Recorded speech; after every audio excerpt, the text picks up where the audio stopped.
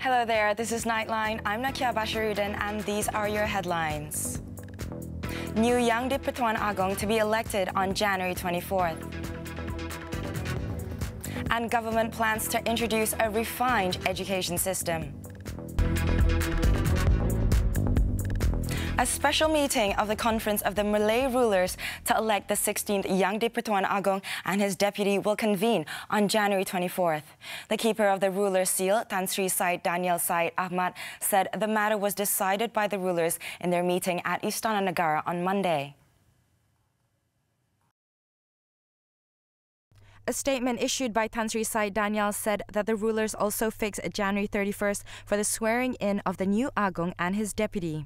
The meeting on Monday was attended by the Sultan of Terengganu, Sultan Mizan Zainal Abidin, Raja Perlis, Tuanku Syed Sirajuddin, Tuanku Syed Putra Jamlulail, Yang di Pertuan Besar Negeri Sembilan, Tuanku Muhriz Tuanku Munawir, Sultan of Johor, Sultan Ibrahim Sultan Iskandar, Sultan of Perak, Sultan Nazrin Shah, and Sultan of Kedah, Sultan Salahuddin Sultan Badli Shah. The meeting was convened following Sultan Muhammad Kalima's decision to step down as the Yang di Pertuan Agong effective Sunday. The statement also read that the Sultan of Pahang, Sultan Ahmad Shah, could not attend the meeting due to ill health, while the Sultan of Selangor, Sultan Sharafuddin Idris Shah, is overseas. According to Tan Sri Syed Daniel, the Malay rulers present took cognizance and respected Sultan Muhammad Kalima's decision to step down. They also recorded their highest appreciation to Sultan Muhammad Kalima for fulfilling the trust placed in His Majesty during his tenure from December 13, 2016 until January 6, 2019. Meanwhile, Tun Dr. Mahathir Mohamad says the government hopes that the election of the new Agong can be done soon. The Prime Minister said the Conference of Rulers had rules and procedures pertaining to the succession of the Yang di Pertuan Agong, which were enshrined in the Constitution. Saya tak tahulah macam mana dia nak putuskan, terpulang kepada raja-raja lah. Kita tak ada formality. Walaupun mengikut adat mereka ada susunan mereka. Jadi tapi mereka tak terikat dengan susunan itu. Mereka bebas buat keputusan yang lain. Kita jangka bila akan dia dapat pengganti? Saya harap secepat mungkinlah. Pasal saya sebagai Perdana Menteri terpaksa menghadap dengan Yang di Pertuan Agong. Tun Dr. Mahathir was also asked if he was surprised by Sultan Muhammad Kalima's decision. Banyak rumor saya dengar, jadi tak berapa surprise sangatlah. Surprise juga, tapi tak berapa lah pasal banyak orang cakap pasal ni. Setengah orang tahu lebih daripada Yang di Pertuan Agong.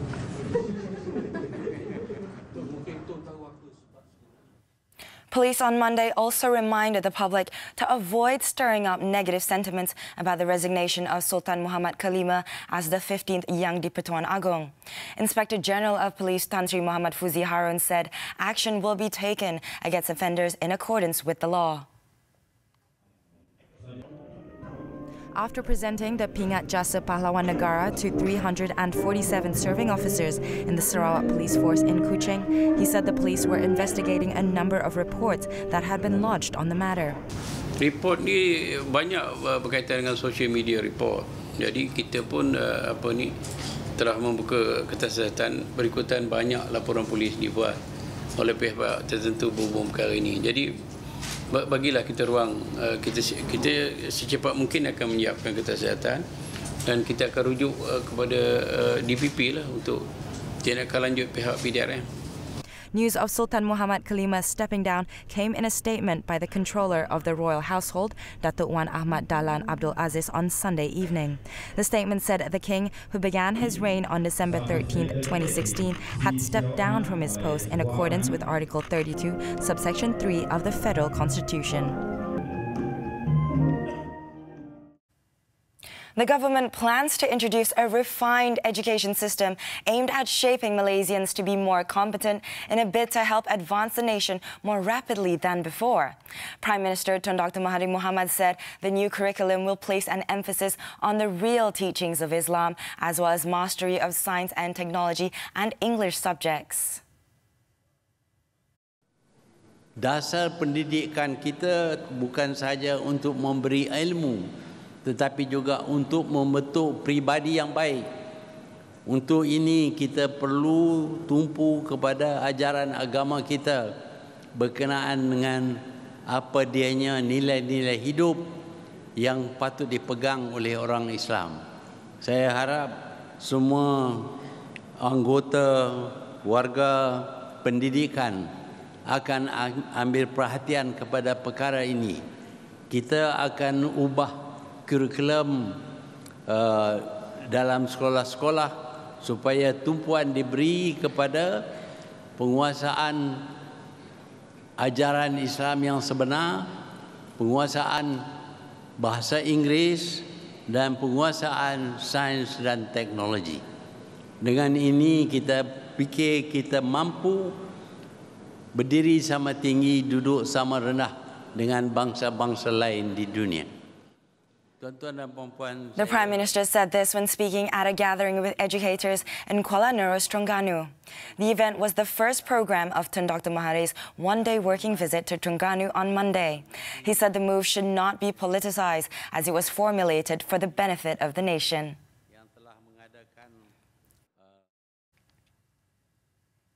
Meanwhile, speaking to reporters after opening the Terengganu office of Parti Pribumi Bersatu Malaysia in Kuala Terengganu, Tun Dr. Mahathir said the government will give out compensation to the 52 civil servants that were axed midway from a postgraduate course at the National Institute of Public Administration, Intan, that was preparing them to become administration and diplomatic officers, PTD. Those that took study leave to attend the course will also return to their respective posts. Ya, setengah daripada mereka dipindah daripada jawatan lain dan mereka itu perlu dikekalkan kerana dipindah. Ada setengah itu bukan berpindah tapi orang baru yang masuk. Jadi kita nak jimatkan perbelanjaan. Jadi yang orang baru masuk ini kita bagi berhenti tapi kita bagilah kepada dia sabu hati. Ya, kalau dia ambil cuti dia dapat bayaran tapi dia boleh balik kepada jawatan lama. Terima kasih. A group of civil servants that had undergone the postgraduate course at Intan claimed they were dismissed halfway through the course, following a sudden raise in Intan's passing grade level of the personality component. Of the 52 civil servants, 5 are PhD holders and another 20 have degrees, while 4 contract staff are now jobless as they were asked to resign first before attending the course at Intan.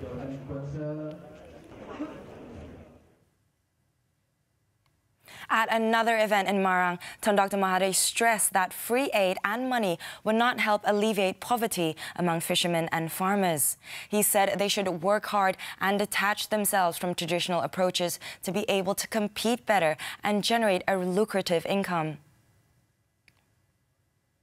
Kita mesti sanggup dan bersedia untuk mengubah cara-cara kita.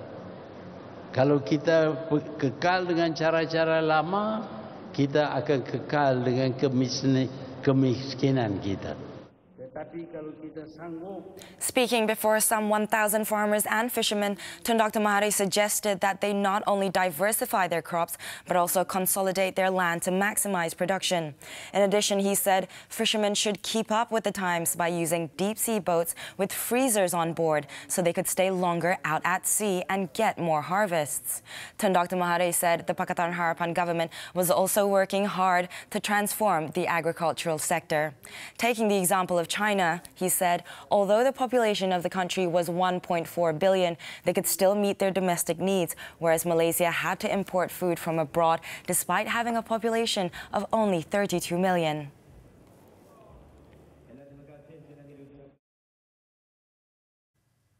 The prosecution in the case of Datuk Sri Muhammad Najib Tun Razak and Tan Sri Muhammad Irwan Seriga Abdullah, who are facing 6 counts of criminal breach of trust (CBT) involving 6.6 billion ringgit, will call 70 witnesses in the trial scheduled in July this year.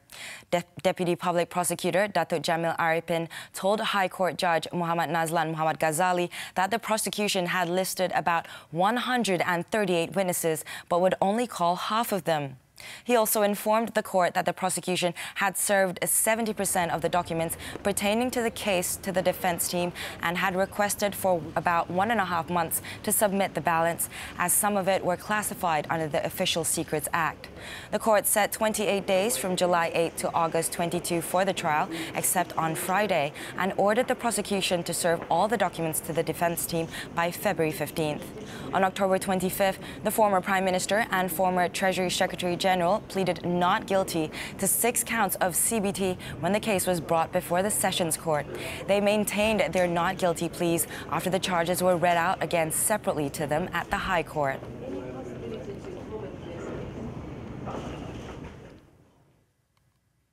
The minimum employer share of the Employees Provident Fund (EPF) statutory contribution rate for employees aged over 60 has been reduced to 4% per month. In a statement, the EPF said the new minimum statutory rates proposed in Budget 2019 on November 2nd last year comes into effect this January for the contribution month of February. The move, it said, aims to increase the take-home pay for employees who continue to work after reaching age 60. It would also encourage employment opportunities for workers above the age of 60, thus ensuring the population of the age group to remain productive and active in the country's economy. Meanwhile, the employee's share of contribution for the age group is set at 0. For more information, you may visit the website or call the number on the screen.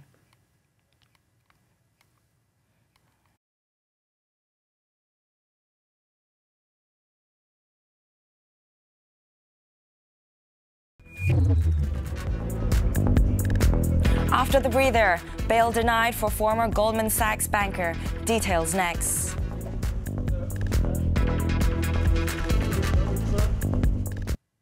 Welcome back. Sipitang Member of Parliament Yamani Hafiz Musa, who is also the son of former Sabah Chief Minister Tan Sri Musa Aman, was sworn in into the Dewan Rakyat on Monday. The swearing-in ceremony was held before Dewan Rakyat Speaker Datuk Muhammad Arif Muhammad Yusof at his special chamber in Parliament.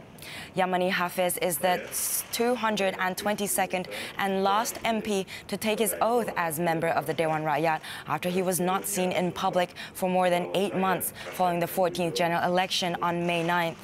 He had previously been issued a reminder letter to be sworn in immediately or to be disqualified as MP if he failed to do so by January 15th.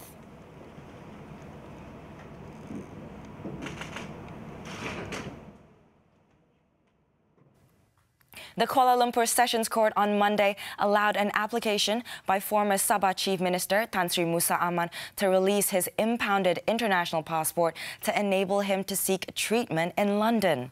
Judge Rosina Ayub allowed the application on condition that Tan Sri Musa would travel only to Singapore and London between January 15th and February 10. Otherwise, he faces forfeiture of the bail. Tan Sri Musa would have to report to the Malaysian High Commission in Singapore and in London every 3 days during the period he would be there. Rosina said the accused must furnish to the court the address of his accommodation in Singapore and London before the passport can be released. She also ordered Tan Sri Musa to return the passport by February 11th at the latest and said the surety was required to be responsible for the accused and know of his whereabouts.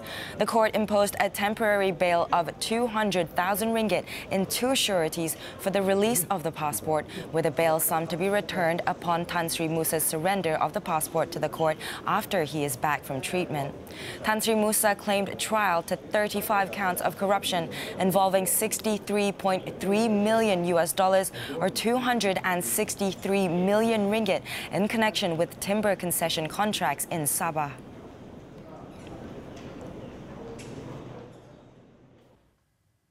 Former Goldman Sachs banker Roger Ng will remain in prison after the Kuala Lumpur Sessions Court dismissed his application to be released on bail, pending his extradition proceedings to the United States to face 3 criminal charges relating to One Malaysia Development Berhad 1MDB. In passing the decision, presiding judge M.M. Edwin Paramjoti said there was insufficient evidence regarding Ng's health condition and cited a flight risk where there is the possibility that he would abscond. Ng's defense team, led by Datuk Tan Hock Chuan, submitted the application last week for the former banker to be released in order to prepare his defense against the extradition proceedings. The lawyer argued that his client was suffering from leptospirosis, suspected dengue, and a viral infection while he was being held in custody. The Sessions Court judge, however, ruled that the arguments were inadequate to justify Ng's release, particularly due to the high-profile nature of the case. January 22nd was then set as the next date for the councils to update the court on any development in the extradition case.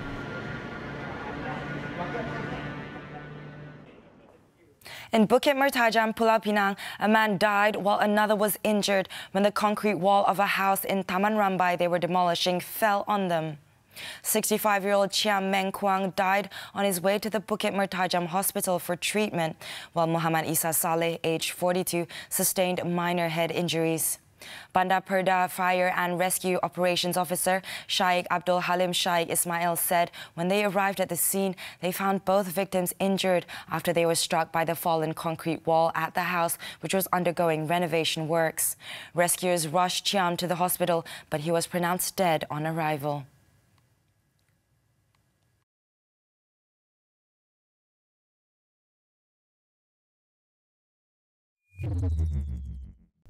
A husband and wife were charged on Monday at the Johor Bahru Magistrates Court with the murder of a 5-year-old boy. The two suspects, who are the father and stepmother of Muhammad Dizwar, nodded their heads after the charge was read out to them. They were charged under Section 302 of the Penal Code for murder, read together with Section 34 of the same act. Over in Pulau Pinang, a husband and wife have been remanded for 4 days until Thursday by the Georgetown Magistrates Court after the couple allegedly poured hot water on their daughter. The man allegedly acted violently towards the child after his 4 children, aged between 3 and 9, including the victim, had finished all the food prepared by his wife. The case is being investigated under Section 31, subsection 1A of the Child Act. Kuala Lumpur High Court on Tuesday fixed February 20th to decide on an application by the federal government and 4 others to strike out a suit brought by a teenager for negligence over a circumcision that went awry when he was 10 years old.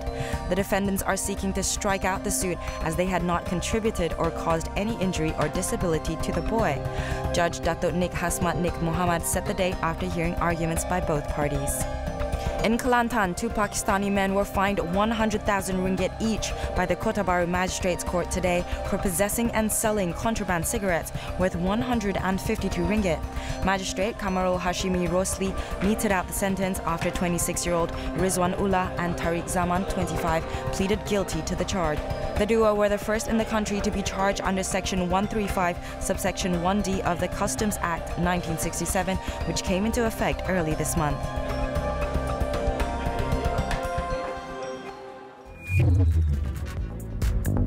More to come on Nightline. Jellyfish sting more than 5,000 holidaymakers. Don't touch that dial.